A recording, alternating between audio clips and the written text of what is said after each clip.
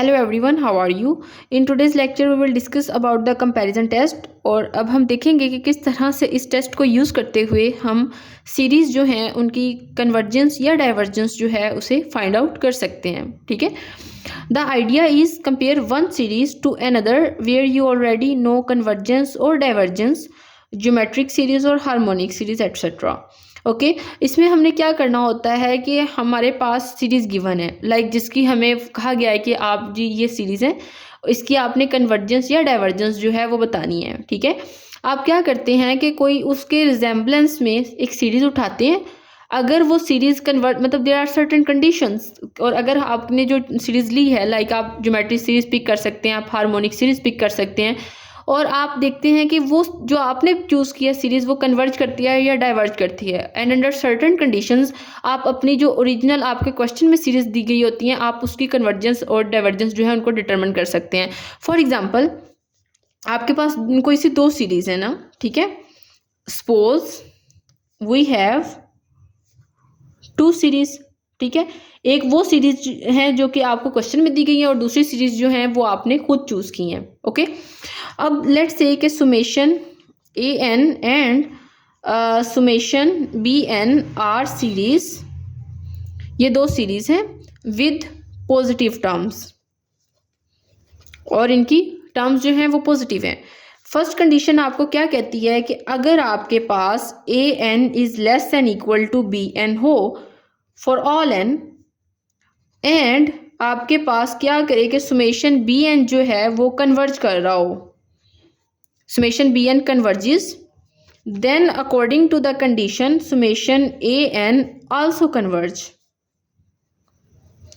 Okay, let's say अगर मैं series को थोड़ा सा आपको ड्रा करके बताऊं, लेट्स से आपके पास ये सीरीज है बी एन, इस स्टेटमेंट का मतलब क्या है, ये आपके पास सीरीज हैं और वो कन्वर्ज कर रही है ना, किसी पॉइंट को कन्वर्ज कर रही हैं। ठीक है, और इसी तरह से एक और सीरीज़ है, लेट्स से कि ये आपने कह दिया कि ए एन, इसका यही मतलब है ना कि ए एन इज़ लेस और इक्वल टू बी एन, यानी कि ए एन बी एन से छोटा है या फिर इक्वल हो सकता है। ठीक है, अब वो कहते हैं कि अगर आपके पास बड़ी सीरीज़ जो हैं, अगर आपने जो चूज़ की हैं, आप बी एन चूज़ करते हैं और आपके पास वो सीरीज़ कन्वर्ज करती है किसी पॉइंट को, तो वो छोटे वाली सीरीज़ जो है वो ऑटोमेटिकली इस पॉइंट को कन्वर्ज कर जाएगी। ठीक है, और सेकंड कंडीशन में क्या है कि अगर आपके पास ए एन जो है वो ग्रेटर एन इक्वल है बी एन से for all n, and the series summation bn diverges,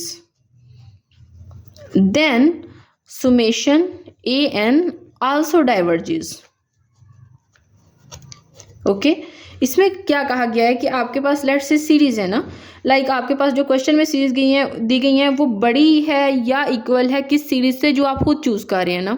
ठीक है, ग्रेटर है या इक्वल है बी एन से, और अगर आपके पास जो छोटे वाली सीरीज है वो डाइवर्ज करती है, ठीक है, देन बड़े वाली सीरीज ऑटोमेटिकली डाइवर्ज करेगी।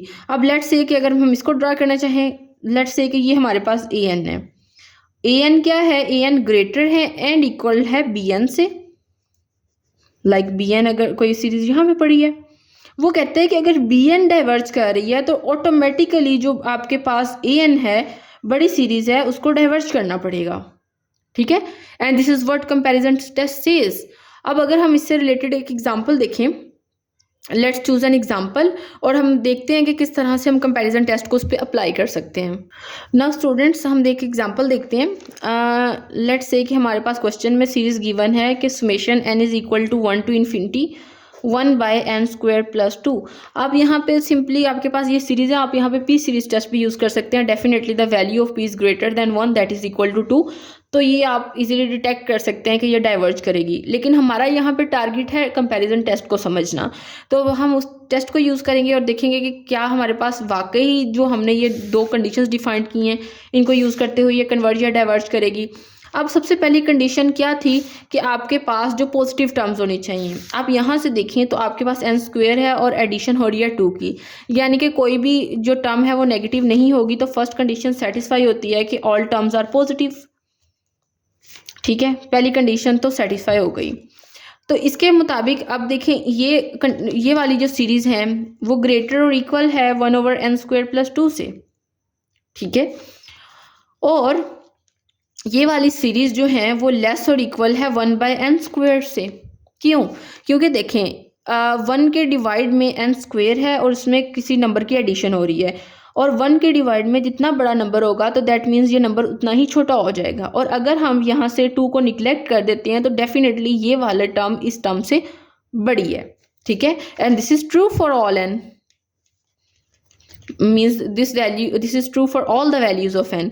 अब हम देखते हैं कि देखें, अब this is our, you can say according to this condition, अगर आप इसे कह दें कि ये आपका an है वैल्यू और ये bn है, अगर आप इस सीरीज को देखें तो summation n is equal to 1 to infinity 1/n² के लिए अगर आप इस पे p सीरीज टेस्ट अप्लाई करते हैं, ठीक है, like the value of p from here is 2 that is greater than 1, so this means कि according to p series test this series is convergent.